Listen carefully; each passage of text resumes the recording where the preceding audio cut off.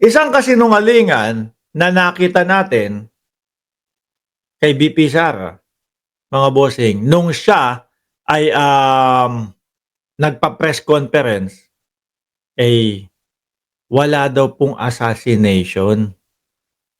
Naalala niyo ho yun, mga kababayan? Wala daw pong assassination, mga bossing. Kung babalikan natin yung Nobyembre 23, 2024, ito po ay yung nasa loob sila, mga kababayan, ng um, detention hall, detention facility ng Congress. Yung sabi nila, pinatayan po kami ng ilaw, wala po kaming ilaw doon. Yung pala, nasa kanila yung switch ng ilaw sa loob. Yung cellphone po namin, pinagkukuha po. Tapos makita mo doon sa camera, may nagse-cellphone. Oh. Kung matatandaan nyo ho, mga kababayan, yung mga sinabi ng Vice Presidente doon, galit na galit siya, at kitang-kita natin, meltdown, kitang-kita natin, na talagang wala na eh. Ano? Talagang parang iniisip siguro ng Vice Presidente, wala na, all out na to.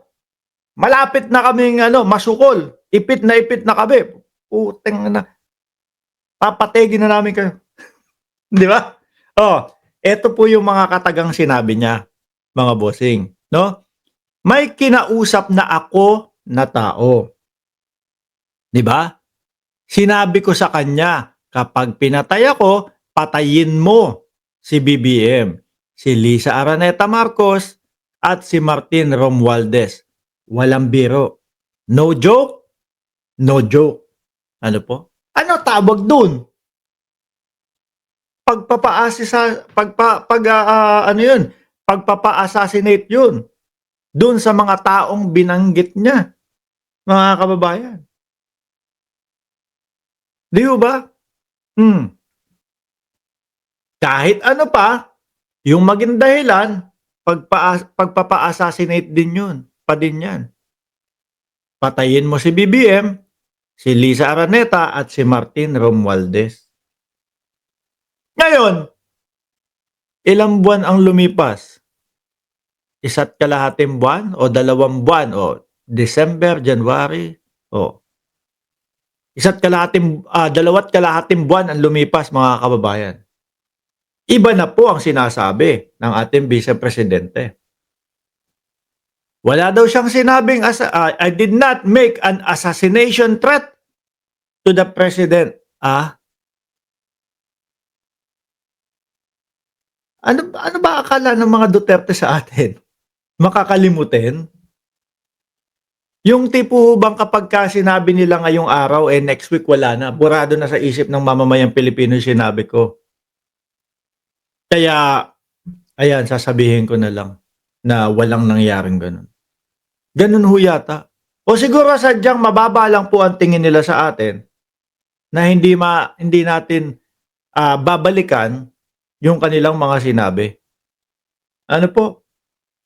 Kasi yung pong pagbabanta sa Pangulo, sa asawa ng Pangulo na si Lisa Marcos, First Lady, sa pinsan ng Pangulo na House Speaker, mga kababayan, isa po yan sa dahilan kung bakit may impeachment complaint ang Vice Presidente.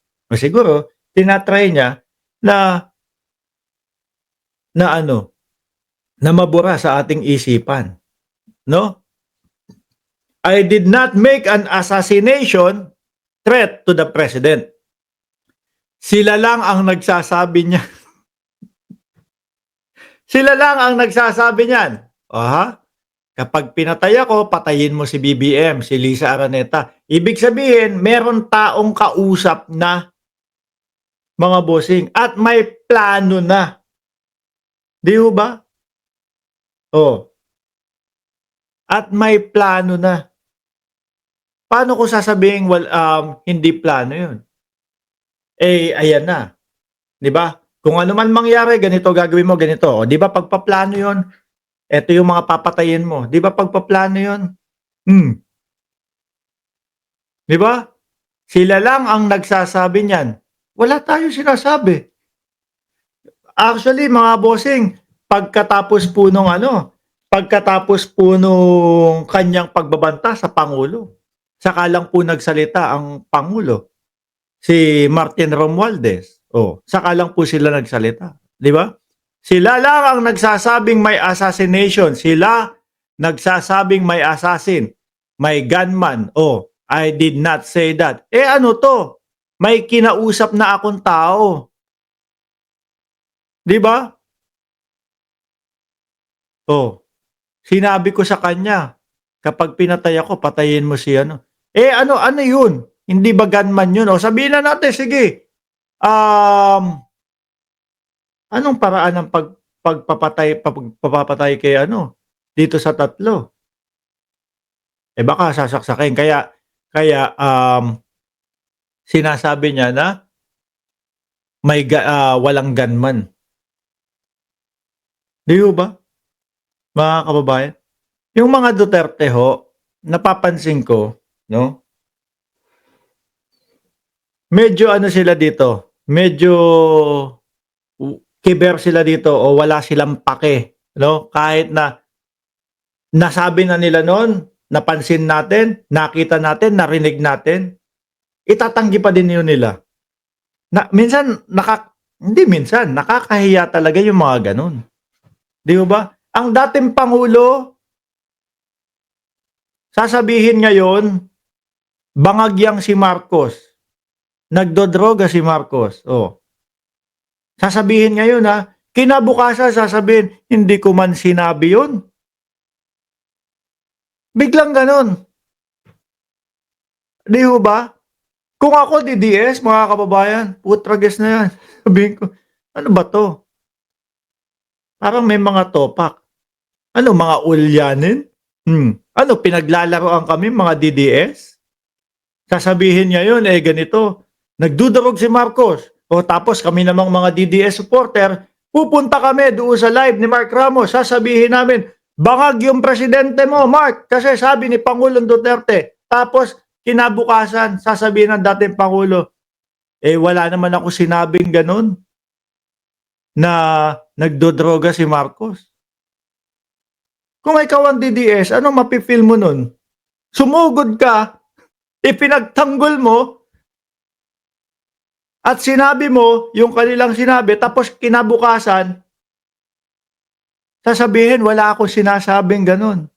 Ano mararamdaman mo to? Ano ba tong mga leader namin? Pinaglalaroan ba kami nito? Isinusuong kami para mapahiya kami? Di ba? Pagka sinabi nila, kami naman ito, ipapakalat din namin, sasabihin din namin. Tapos kapag kayong nandyan, kinabukasan, hindi daw nila sinabi. Kinabukasan, sasabihin, wala naman ako sinabing bangag si Marcos. Ang napapahiya, yung mga uto-uto na mga DDS, mga kababayan. Di ba? Dahil dito sa mga leader nila. Doon sa mga pabago-bago nung kanilang mga leader na yung mga sinasabi ng mga leader nila. Sabi ni Mishi Cruz, DDS, ano na, Digong at Saramaw, pareho, di ba? Sabi ni Jordan G, para siyang may identity disorder. Sabi ni Mada, hindi naman talaga seryoso yan sa pagka-BP. Gusto lang manghupit. Uy! Sabi ni Dimoy, parang di naman abogado na sumagot. Bangag at lutang si Sarap. Wala na siguro tulog. Wala na di sigurong tulog. Ay, nako. Miski ikaw matalinong DDS, mahihilo ka dito No?